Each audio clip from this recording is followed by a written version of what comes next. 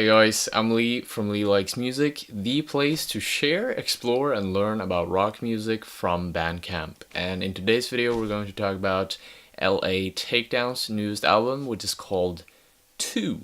So that's coming up.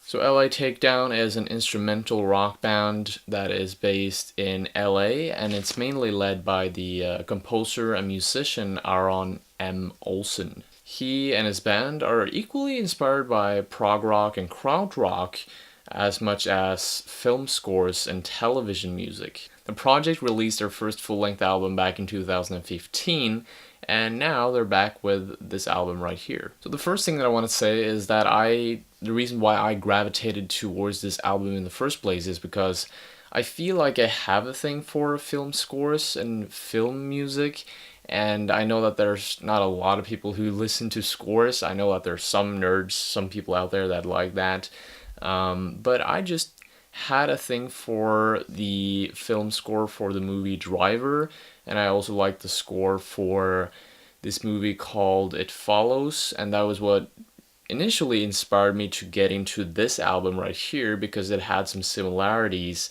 It was this album is very how can I put it? Very 80s synth inspired. It is also very instrumental, so in order for the music to capture a mood, it has to challenge itself in a way. It has to be more, I don't know, they have to really put more emphasis on creating the mood of the song, which makes the music a lot more interesting to me at least. The first song, which is basically called The First Thing, is a very warm song. It is almost like you're listening to this and you envision these blooming flowers on a field or something. So yeah, it's a very chill and relaxed song that you breathe in the air and you listen to the song and you just feel so chill and warm, and these images of spring or summer comes to your mind, or at least that's what happened to me. Heatwave is the first song that is a little bit more in-depth. It has this very slow progression to it. My favorite part about this song is probably the solo that comes in at 2 minutes and 30 seconds. It's very soulful, it's very gentle, and it's at the same time so prominent. I just love it for some reason.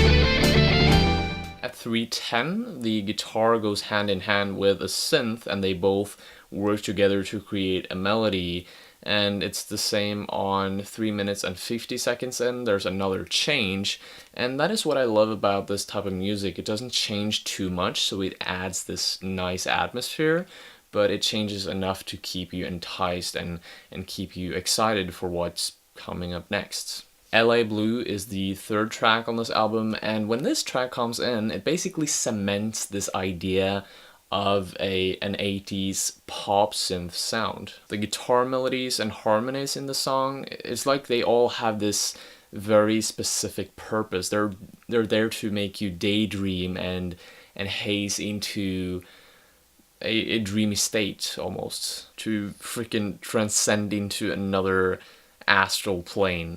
That is at least what I feel, and it perfectly captures this psychedelic yet also poppy genre mix blend. The Valley is the fourth track, and what I instantly noticed about this track is the change of pace or change of mood. It instantly feels very concerning, a bit darker compared to the other songs, and it also feels a bit more epic. I think the mood change is great, and that is something that goes on throughout the whole record. A lot of the songs doesn't change mood that rapidly, but some of the songs do, and it spices up the album. It adds this extra layer of versatility, and that is something that made the album a lot more interesting. As you've already noticed, I just want to go through the songs very quickly here, and then I'm gonna do a conclusion at the end. I feel like all the songs are very meaningful, and you need to look at all of them to get the bigger picture, so yeah, that is the reason why. Track number 5 is called Bad Night at Black Speech, and I have to say that this is probably one of my favorite tracks off the album. It has this badass, cool, groovy feel to it. It equally reminds me of a prog rock song as it does of a score for a video game. And I know that sounds a bit weird, but I think that is what made this interesting. It has a very unique sound, and also the vibe is, or not the vibe, but the mood, I should say, is also a little bit different compared to the other tracks. So yeah, I actually envisioned this song to be in a video game.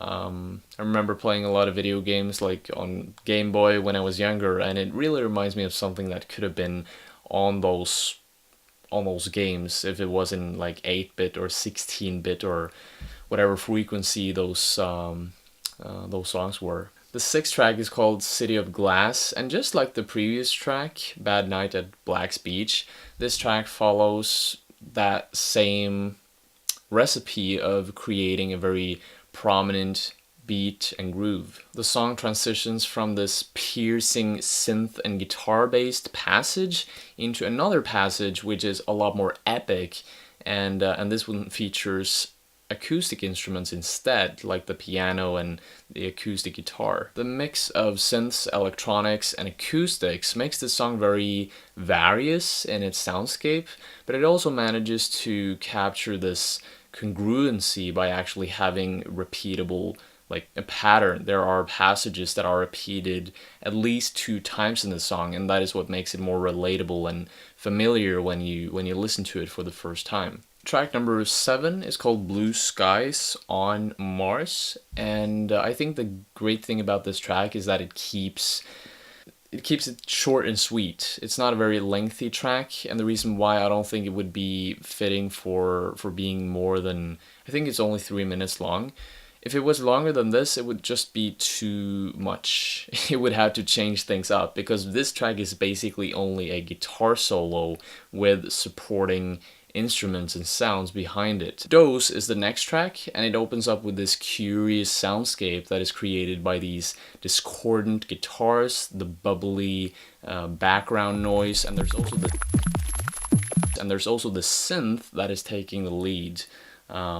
Yeah, another shift in mood, and that is what I love about this album. It has so many different moods. It's like a palette of so many things to dive into. It really feels like a film score. The song gently transcends into the next one without any breaks, and it does it in this very psychedelic, light-headed way. Track number 9 is called Us, and this song is actually one of the more repeatable songs on the album. It is surging, it is creating a groove or a pattern sort of, but the good thing is that this pattern, there are certain elements that are added on top of this pattern, and that is what makes it a bit more satisfying to listen to. Now the 10th track, and sorry if I'm skipping through the songs here, but I just want to get to the point.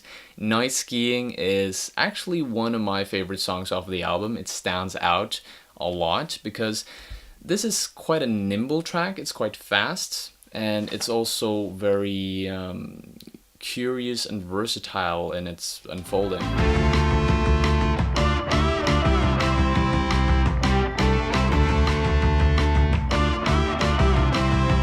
The bell synth that you'll hear throughout the first half of the track is really something that reminds me of a Christmas song, and it makes me think about, winter, snow, night skiing. It kind of fits perfectly together with the image that is initially created when you look at the title of the song. Halfway through the song, the sound image changes a lot, and it transcends into this more hard rock inspired theme, and it also delivers this very epic classical rock guitar solo, which I actually enjoyed that quite a lot. Track number 11 is the most crucial game, and man, this sounds like a really serious song to just like a first impression, and it pretty much follows up on what it initially gives you in the title. It has this very dark and gloomy, droney atmosphere to it, and you never know what to expect next in the song. A minute later, this very light and also relieving synth comes in, and this is where you start to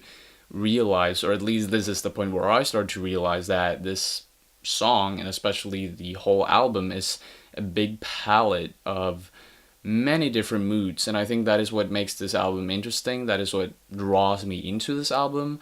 when there's no lyrics, when there's no lyricism, no vocals, or there are some vocals here and there, but that is like very, very limited and minimal, and it kind of fades gently into the instrumentals because it actually has a lot of effects to it, making it less human, sort of. But yeah, all the instruments are creating so many soundscapes. There are so many levels of moods. The last track is called The Last Thing, ironically, and it ends the album on quite a high note. It's epic, it sounds charming in a way, and it also has this Daft Punk inspired vocals with this robotic voice. Can't really describe it that well, but listen to it yourself and you'll get the picture.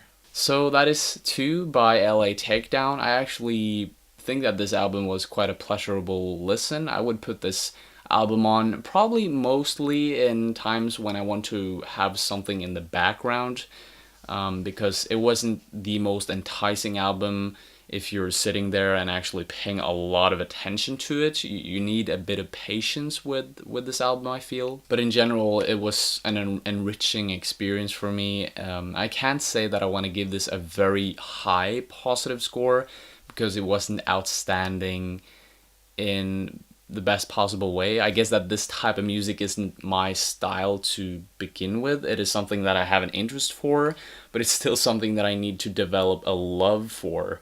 So as of now, I'm gonna give this album a 6 out of 10.